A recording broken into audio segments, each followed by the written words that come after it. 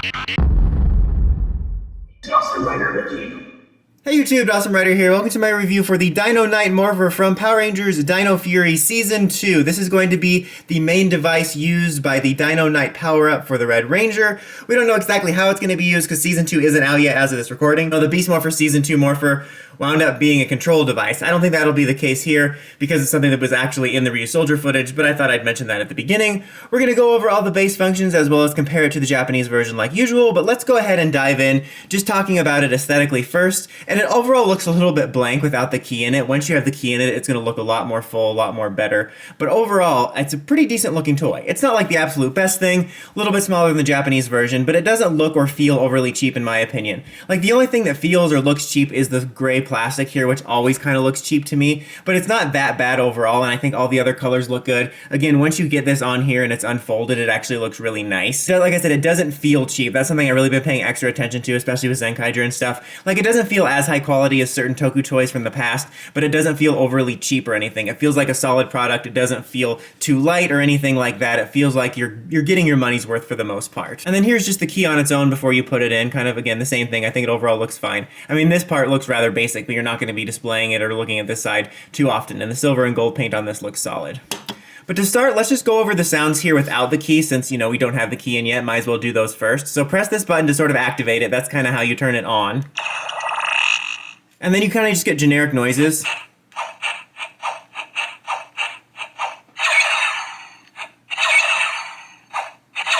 So those are like the most generic noises you get. And then its main gimmick outside of the key is that it makes different noises depending on which way you're facing it. So if you have it facing this way and you press the button, that's ice. This way, it's lightning, and then upwards is fire. Let's go ahead and press the button here facing this way. So that's the ice noise, and the LED will light up blue for ice.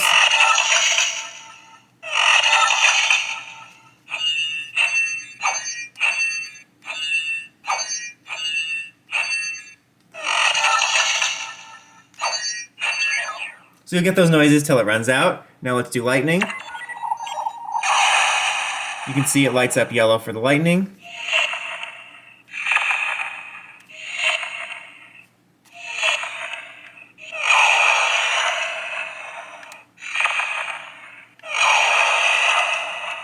Okay, now let's do fire. So you got red for fire there.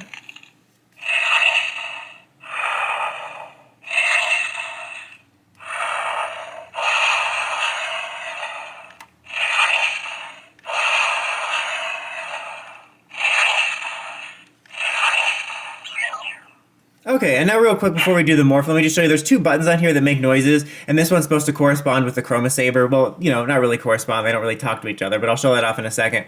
But just showing them by themselves, just if you press this outright, it's not going to do anything. Same thing with this, but you have to hold it down.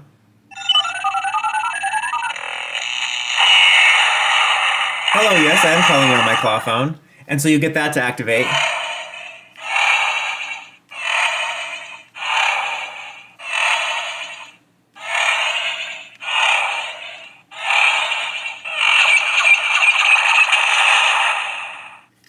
Okay, now this one.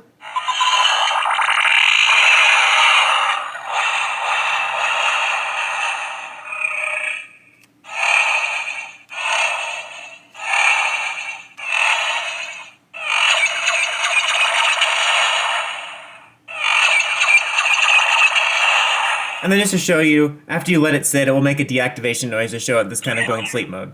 There you go. Alright, but now let's get on to the main event, which is actually quite exciting, to be honest. Let's put this in and you'll be able to hear some very familiar music.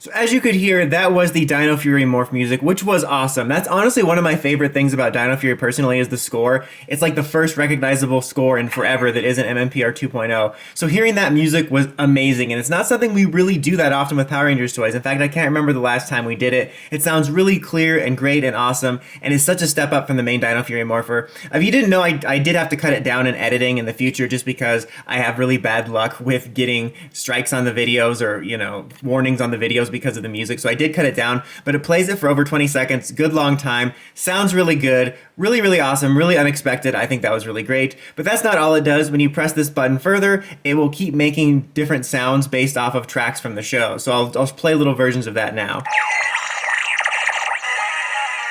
So you got the Dino Fury one again. I recognize this one as one of the action themes.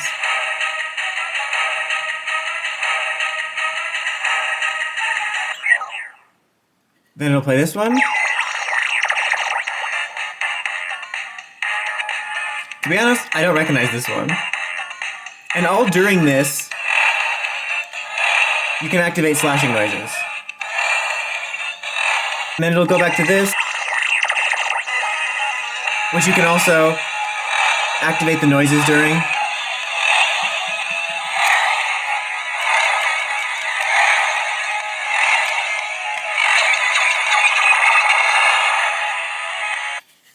Now you have the basic noises with just this in.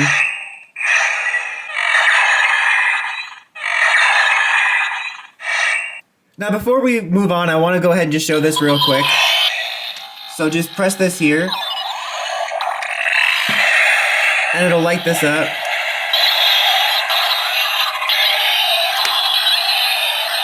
It's really just meant to, you know, scan the color on here and kind of have some noises happening at the same time. It's not like they read each other, but it's nice that they advertise that functionality. Now, as you can see also, before we move on, it looks so much better with the key actually folded out with it. The paint on this looks really nice. It pops nicely. It makes an overall good display piece. The only real major detail missing is the paint here, which you'll see when I compare to the Japanese version, but that's because they decided to go for the LED. But overall, it obviously looks so much better when you have the key in it. So if you're putting it on display, it's going to look so much better like this. And we will do the comparison at the very end. But before we do that, let's take this out, and this can use past Dino keys. However, it does not have a reader, meaning you're not going to get different voices or music depending on which one. You could use red or gold or pink or orange, which, is there orange? I guess so, there is orange, but whatever one you use, it's going to do the same thing, so it doesn't matter which one, but there's different sounds for 1 and 2, and it's just like the way the first mode worked, where it'll make different sounds depending on which way it's facing. So I'm going to put it in facing this way, which will make the ice noise.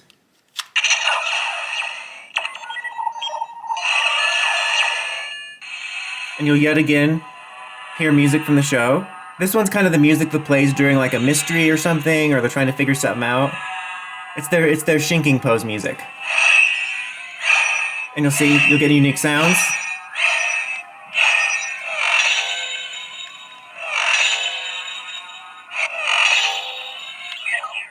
Now I just want to show you, now when you take it out, if you place it another way and put it in, it'll do a different noise, but you don't have to do that. You can just reset it via the button, which I'll show. So right now I'm going to put it downwards.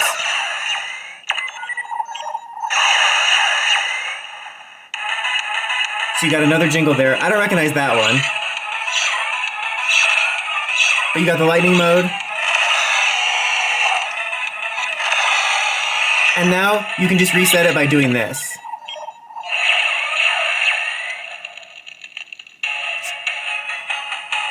Another new jingle. So now it's in fire mode.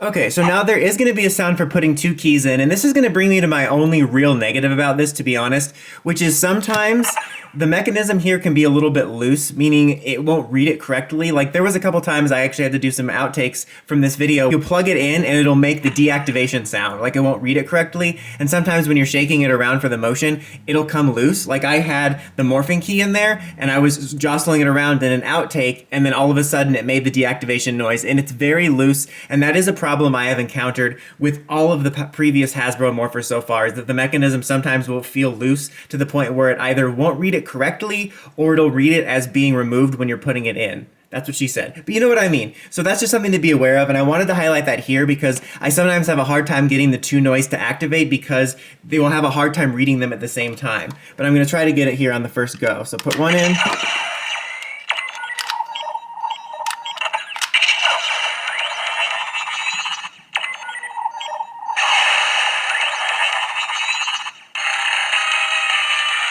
I believe this is the different one here. I'm going to be very careful.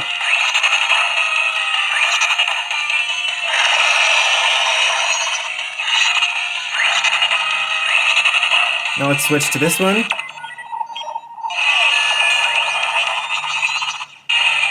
Yep, see, these are the different ones. Ice. See what I mean?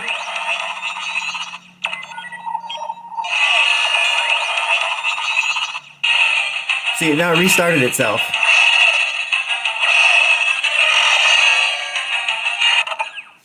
See, it's annoying.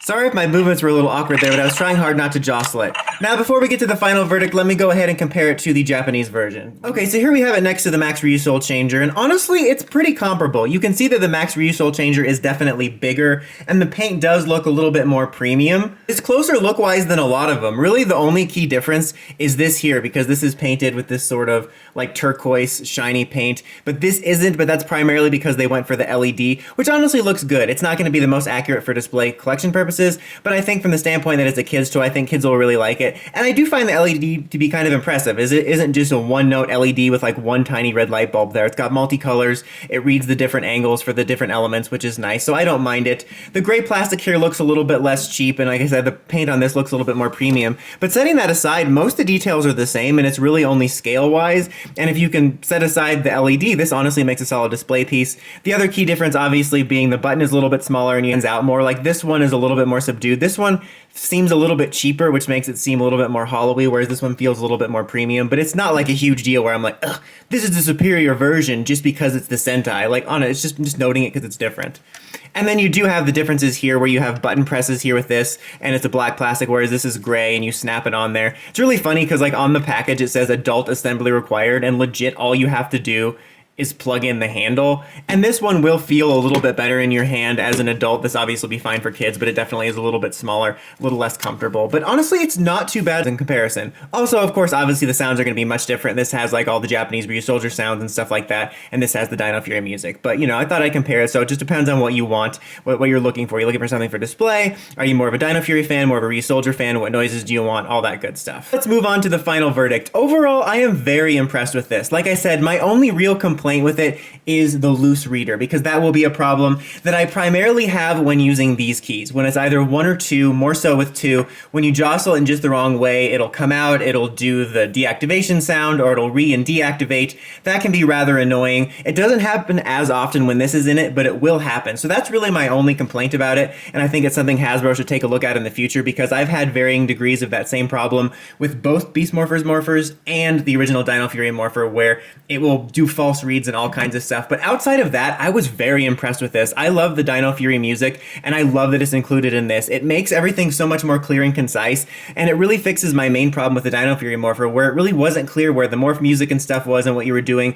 But this is exactly like it is for the show, and I think that's exciting for young and old fans alike. It makes the sounds and functions a lot more clear and less random than the main Morpher, not to mention they're actually from the show, which is super exciting. And the fact that they're tracks from the show actually reminds me a lot of like Complete Selection and Sentai Artist person releases, which is super cool. It has a really good variety of the sounds too, which is great. And I like that you don't have to worry about buying a bunch of keys to activate the sounds. Like, you really only have to have 1 or 2 keys from having bought a figure or something, but even then you still get a good variety. And I think kids will get a kick out of the different elemental gimmicks with facing it different ways. I think that it's overall fun, and I think it makes a really great piece for your collection, whether you're a kid or an adult. Again, my only real complaint being the loose functions. And honestly, that might be something that you might not have. You know, sometimes you'll get some lemons, same thing with figures. Sometimes you'll have loose joints and others won't. It just kind of depends. I don't know if that's a widespread problem or anything, but it's definitely something I've noticed before in past Hasbro releases. But that's not something that would deter me from recommending it, because I honestly think, setting that aside, this is one of the strongest Dino Fury toy releases, and for me, my favorite Morpher release they've done so far. But that's about it for this one, guys. Until next time, like, comment, subscribe, and climb the steps and ring that bell so you get notifications for my videos. Dawson Ryder, signing out.